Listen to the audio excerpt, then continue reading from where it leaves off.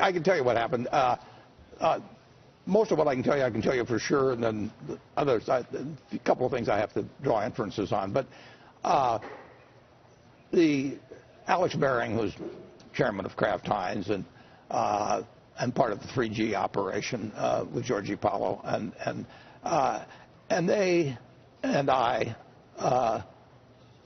agreed on making a friendly offer for Unilever if they were open to it. And Alex Baring went over to London, I don't know how long ago, maybe 4 weeks ago or whenever it would have been, and met with their CEO and had a conversation. And he brought up the idea of possibly making an offer late in the conversation. And he didn't get a yes, he didn't get a no, he got perfectly polite conversation. The CEO actually,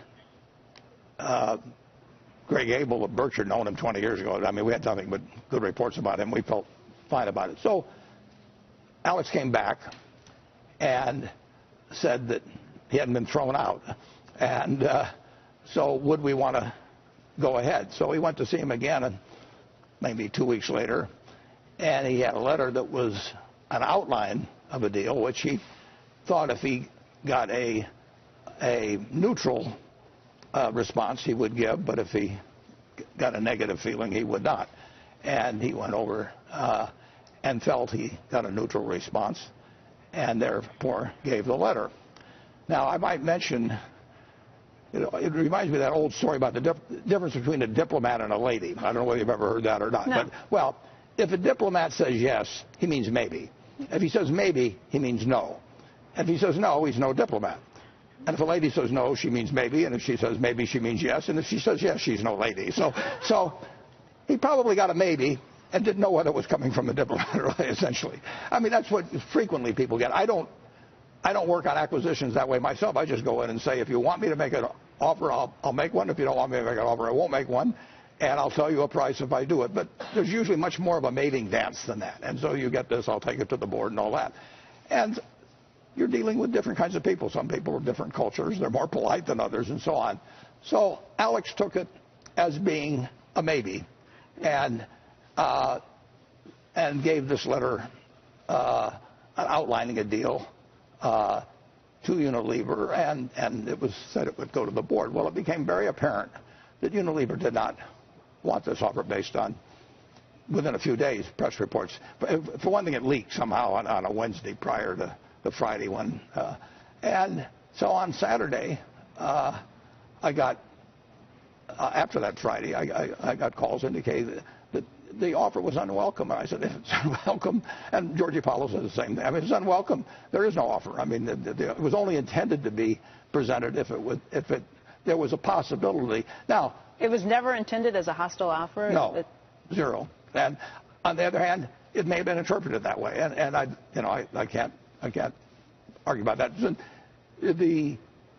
If people say we don't like the price, that's usually a maybe. I mean, and is that what was said in this case? Well, that was said the first time. It wasn't said the second time because when I was called about it by a representative of Unilever on Saturday, I just said, I mean, if this is regarded as hostile or unfriendly, you don't have to worry about it. There isn't any offer.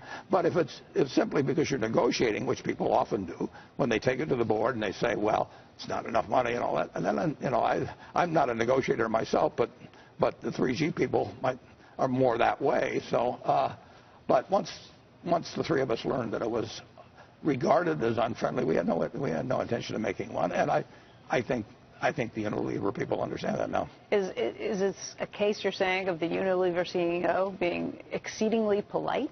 And well, that's it can be polite. I mean, it can be differences in culture, even in the way people express themselves. I mean, Alex's second language is English. I mean, I've seen misunderstandings before, and that's one reason I like to do it the way I do it. I mean, when I went to Precision Cast and Mark Donegan, I just said, I will make an offer if you want me to, and if you don't want me to, forget it. I just said the same thing at BNSF. But that's not the way it's usually. There's usually more of a dance back and forth, and part of that's sort of what subtle law is. Now, the law is much different in the United States than in the UK. But in any event, within an hour, we got across to them that we were not making a friendly offer, so we would go away.